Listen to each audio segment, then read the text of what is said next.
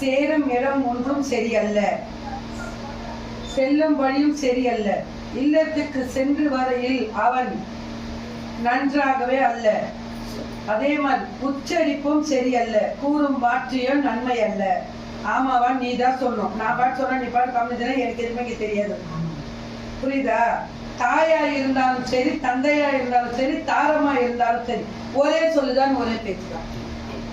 உனக்கு என்ன வந்ததோ வேலையை பார்த்துக்கோ, எல்லாம் எனக்கு அறியும் சொன்னானா? அதே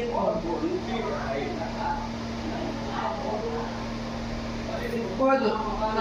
நான்கு முன்பு இப்போ 4 நாளைக்கு முன்னாடி ஏதாவது சண்டை வந்துச்சா வீட்டுல?